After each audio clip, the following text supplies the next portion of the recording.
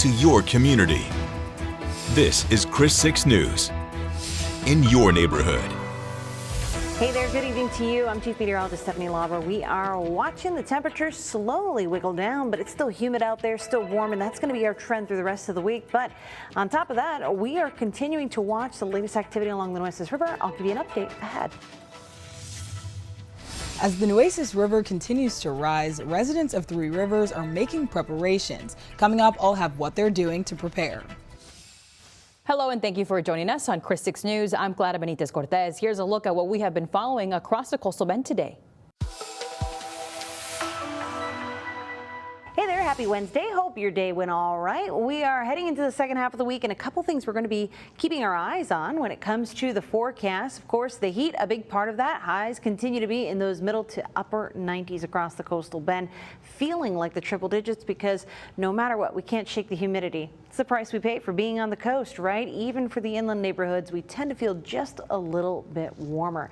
So a lot of that has to do with the wind direction, precisely how south or east of that general southeast direction we are. South-southeast winds tend to bump up the actual air temperature. East-southeast winds tend to bump up the feels-like temperature. Either way you slice or dice it, it is hot out there. We need to stay cool. Plus, of course, everyone's talking about it. What's happening along the Nueces River? We are under flood warnings all the way through Three Rivers, so Live Oak County on alert as we watch what's going on there. Here's some of the impacts that we have seen with previous floods, and every flood is different, but the one we're paying attention to, 40 feet, that's the significant flooding that tends to bring water into several subdivisions. We'll talk more about this coming up in your forecast ahead. When flooding is in the forecast, typically the shelves are picked clean as people prepare. But here in Three Rivers, that hasn't been the case. Empty shelves, long lines, and last-minute supply runs are often common when severe weather is in the forecast.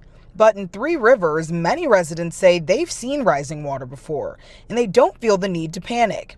Some are checking on neighbors, while others say they're simply keeping an eye on the river and waiting to see what happens. We're just kind of helping neighbors and friends as they may need help. We're extremely grateful for, all the help that we receive from out of state, other counties. They've been here for a while and very reassuring that they're here.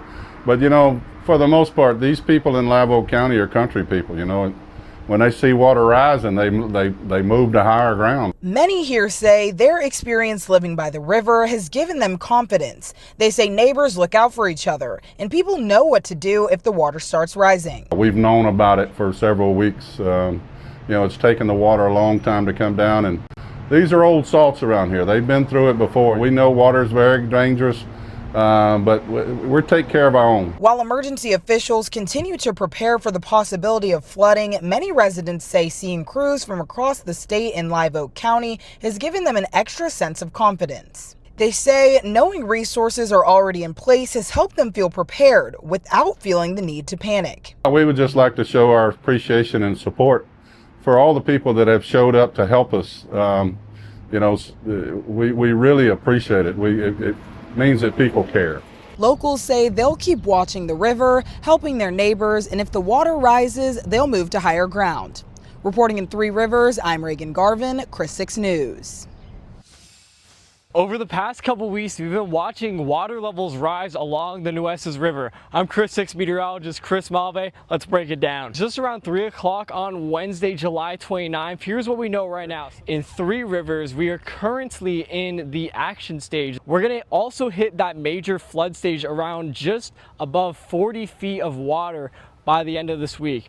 What does that mean if you live out in that area? Well, here's a graphic kind of showing what similar impacts we could see in that area. These are from historical records of previous flooding events. When floods like this have happened in the past, we've seen feet of water right up along people's homes in subdivisions around the river.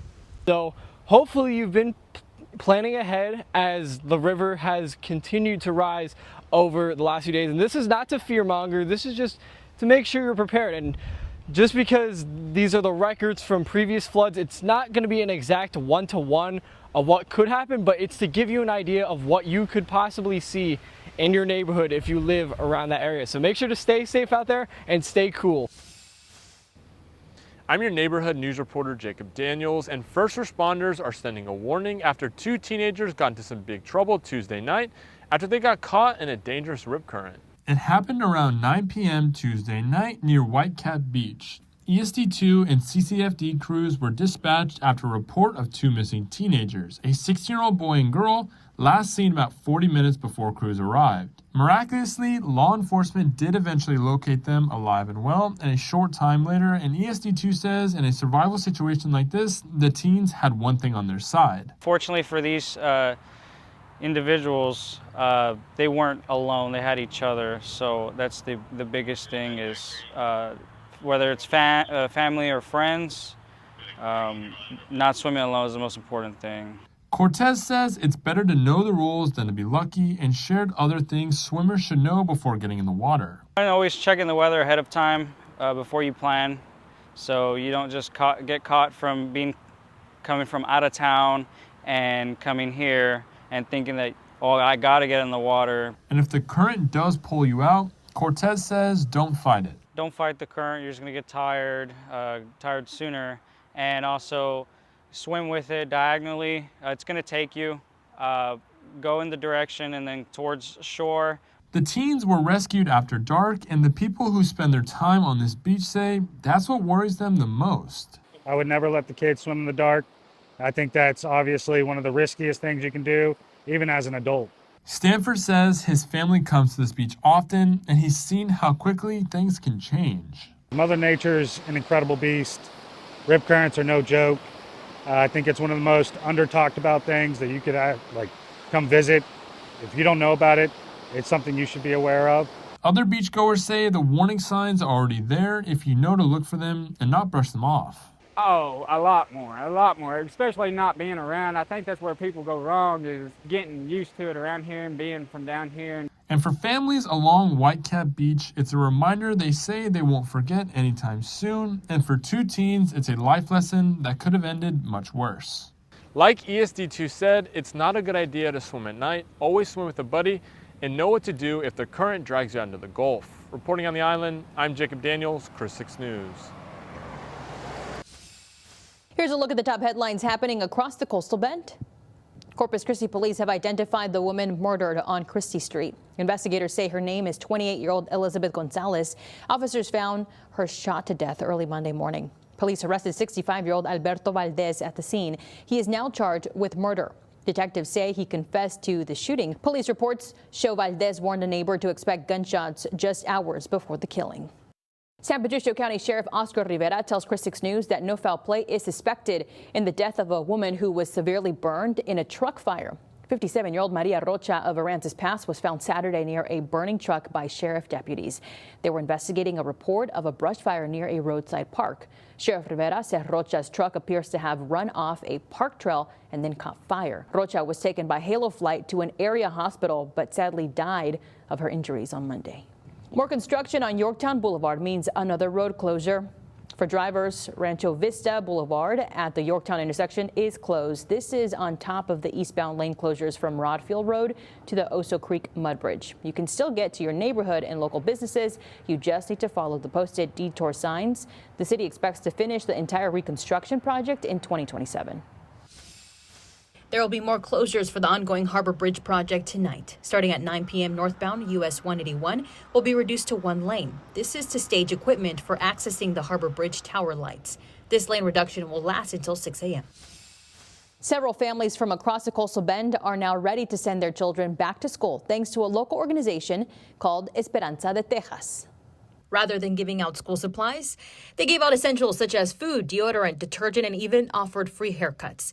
Families were able to pick out different items that they needed. Here's what the organization's founder had to say about why they hold this event each year. We just wanted a way to ensure that families had the essentials that they needed to go back to school with confidence. Esperanza de Texas is already looking for volunteers and planning for next year's event. As the northwest side of Corpus Christi continues to grow, so does the need for emergency care. I'm Jada Jenkins in Calallen, where leaders broke ground on a new emergency room they say will better support this community. For a while now, we've told you about how the northwest side of Corpus Christi is booming. Now, that growth is driving another big change. A brand new emergency room designed to bring critical care closer to home. This is a big deal for the Northwest. City Councilman at Large Mark Scott says it's not just about a new building. He says in a rural area, it's about cutting down the time it takes to get help when every minute matters. Can you imagine something happens to one of your loved ones and you've got to drive 25 minutes to the nearest facility? The new ER will be called ER 24/7 Cal Allen and will replace the current emergency department on the Northwest campus. With more space for patients, a full lab, advanced imaging, and even a helicopter pad.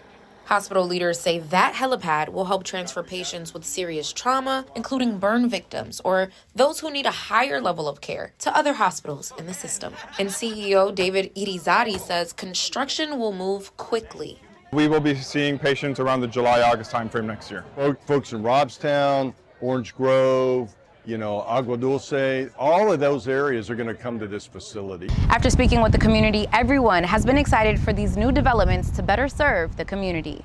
In Cal Allen, I'm Jada Jenkins for Chris 6 News. I'm your neighborhood news reporter, Jordan Benavidez, and I'm outside of Kingsville City Hall where residents are making their voices heard. More on the story coming up. Watching Chris 6, a part of the Scripps News Group. What do you imagine Kingsville will look like in the next 10 years? What about 20? Well, city leaders are asking for your help mapping it out. I'm your neighborhood news reporter, Jordan Benavidez, and I'm outside of City Hall where you can make your voice heard. The city of Kingsville is creating a new 20-year growth plan, and officials are asking for your ideas to help shape it. The new comprehensive plan is funded by a $300,000 grant from the Texas General Land Office. From downtown development and housing to parks, infrastructure, and transportation, the city plans to invest in all aspects of your daily life and the quality of Kingsville's future. It's a way of driving investment from the municipality. It's a way for the community to provide input on what they want to see in Kingsville, how they want our town to develop over the next 10, 20 years. Right now, city officials want to hear from you. They're holding meetings to make sure that you have an opportunity to make your voice heard for years to come. Hopefully this can bring something more solidified to kind of bring more tradition to the town and, make it more attractive for other people to come visit us, stay, spend their money here, eat at our restaurants, stay at our hotels, shop our local businesses. You can find more information online as well as a survey that allows you to provide input on the city and how you think it can improve. Students and visitors are also encouraged to participate. The survey takes about 10 to 15 minutes to complete, and you can find it by scanning the QR code on your screen. Now's the time to speak up, speak loud, and make your voice heard. Reporting from Kingsville, I'm Jordan Benavidez, Chris 6 News. Here's a look at what's happening across the Lone Star State. The Department of Energy has declared a power emergency across a large portion of the country, including Texas. Extreme heat is driving up electricity demand in affected areas. The order allows the Southwest Power Pool to tap into backup generators to help keep the lights on and prevent rolling blackouts. The emergency order will remain in effect throughout August 3rd. A new poll shows a surprising lead in the race for a U.S. Senate seat in Texas. Democrat James Tallarico is leading Republican Ken Paxton by 5 points. The survey shows Tallarico with 45% of the vote compared to Paxton at 40%. Pollsters say Tallarico is gaining support from independent voters. Early voting for the election begins on October 19th. A new report shows Texas has the highest rate of hunger in the country. Feeding America says nearly 1 in 5 people in the state do not have reliable access to enough food. That includes about 2 million children. The problem could get worse because of a new federal law that shifts some food assistance costs to the state. Advocates are asking for Congress to delay the change so millions of Texans do not lose their benefits.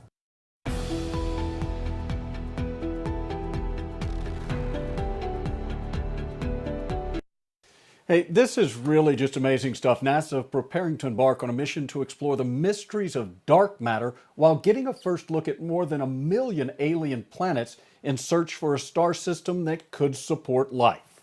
With a scope and reach, scientists say, is far beyond any exploration device created by the space agency. NASA now says the Nancy Grace Roman telescope is ready for launch. And it's starting to get incredibly exciting. The flight segment is ready to go. The orbiting observatory is considered NASA's next landmark tool in a quest to unlock the fundamental nature of the universe. The Roman telescope mission expected to revolutionize astrophysics, allowing scientists to unravel mysteries of dark energy and dark matter, while for the first time ever, providing a view of billions of stars, millions of galaxies, and more than 100,000 new exoplanets outside of our solar system in a search for environments that could support life. Roman's vast reach will allow us to find the weird, the rare, and the unusual. We'll redefine what it means to find a needle in a haystack. A new and exciting view of our intergalactic neighborhood. The Next Generation Telescope is over 42 feet long and weighs about 18,000 pounds. It should begin to transmit data from its orbit point more than 1 million miles from Earth in December. Jay Gray, Scripps News Group. Hey there, I'm Chief Meteorologist Stephanie Lauber. I'm going to step out of the way so we can take a look at all this text we've got on the board here. What I'd like you to pay attention to is right there where it says 40 feet. That is the third marker here on our list of recorded impacts, things that have been noted with previous floods along the Nueces River. So at this point at Three Rivers, we tend to see significant flooding miles away from that main channel of the river, and that flooding occurs in many subdivisions near the river, at least water inundating those neighborhoods to some degree. So we will be watching for this because that is where the Nueces River is currently expected to crest as we see the peak of this river. So some good news, we're watching the river level decrease near Tilden. So we'll start to see this water kind of attenuate and fall out of major flood stage as we head on into the weekend. It's a slow decrease. There's a lot of water that's been moving down the river, and this is likely going to be updated as these gauges are just a snapshot of what's happening along the river, and we have complex modeling that helps to create these forecasts. But just like a regular weather forecast, these do change. So as we go through the next 48 hours or so, as we head on into Thursday evening, into Friday morning and Friday afternoon, that's where we're actually expecting that river to crest at 39.5 feet. This is updated to be a bit lower than previously expected. That would be a better outcome for the folks who live immediately close to the river. And as I told you, this is a pretty dry stretch of the river, so we kind of have to go moment by moment and pay attention to these updates. If you live near the river, of course, stay up on the forecast. We don't want you to worry, but there's a river flood warning in effect throughout McMullen and Libo counties for a reason. We just want to keep folks safe. Keep an eye on the forecast and how it goes. We'll have more information as that flood wave makes its way down. But aside from that, we're focusing on the heat. It's definitely hot out there. I think we're going to stay in the upper 90s here across the coastal bend, which is just a little bit warmer than we typically expect, but it is going to be feeling much hotter. And we'll talk about how that pans out over the next 7 days coming up. Hey everyone, I'm Larissa Liska in Three Rivers, home to one of the Coastal Bend's fastest receivers for the class of 2027. That's why he's been named to our Chris Super 6 Showcase. Meet the senior in sports.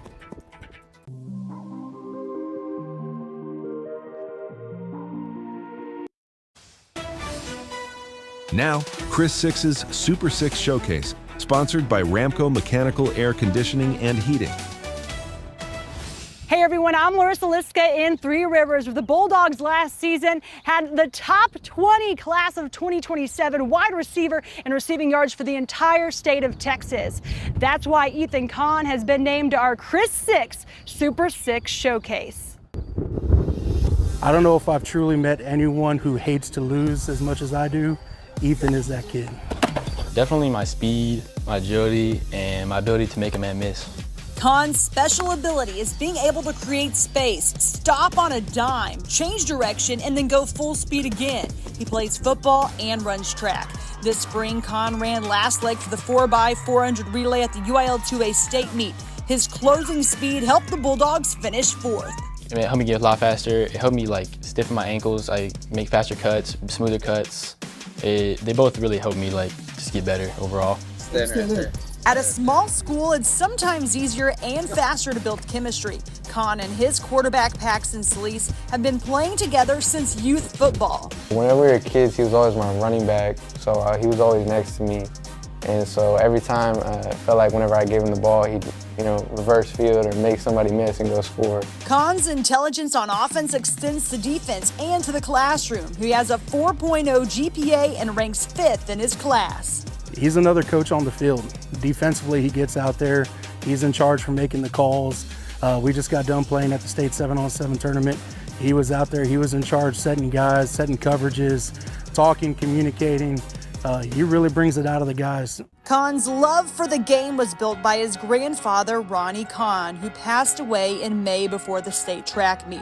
Ronnie wore number 63 and played football at Abilene Christian College. This photo was taken at the All-Star game in 1963. He played there until he was drafted by the Army. He was always there, and he was always watching me. He was always after the game. He always wanted to take a picture of me. It was really nice to him come to all of my games. Last fall, the Bulldogs fell to Ganado in the first round of playoffs. They return a majority of their team, all hungry to make a deeper postseason push. The energy with all my teammates and everyone, it's just like fun to play with everyone. The Chris Super 6 Showcase features Kahn alongside Carroll's Stephen McChester, King's Damon Smith, Orange Grove's Daniel Martinez, and Flower Bluff's Ransom Watson. Three Rivers kicks off their season on Friday, August 28th at 7:30 p.m. at Bulldog Stadium against Fremont. I'm Larissa Liska, Chris 6 Sports. Hey there, I'm Chief Meteorologist Stephanie Lauber giving you one more look at the heat that we're expecting across the coastal bend. Most of the area going to be in a level 2 or 3 heat risk. That is moderate to major heat risk. It means we're a little more prone to that heat-related illness, and we especially need to check in on kids, pets, and the elderly as they are the most prone to heat-related illness. But it starts off with a warm and muggy morning. 5:30 in the morning, already feeling like the 90s. Yikes, that's aggressive for a Thursday morning, right? Well, it's going to get hotter and feel hotter as we see the sun rise. 9:30 a.m. feeling like the upper 90s for a lot of neighborhoods. And this is the tricky part. Heading into the afternoon, that wind direction is going to either push us into heat alerts or save us from the heat alerts. Either way, whether we're feeling like 108 or 112, it is going to be dangerously hot out there. You need to make sure that you're taking those breaks and staying cool as we head through the afternoon period. Here's a look at your 7-day forecast. This is a wash, rinse, repeat forecast as far as the temperatures go, and no significant rainfall is expected. That's all the time we have for now. Thank you so much for watching Chris 6 News. Have a great one.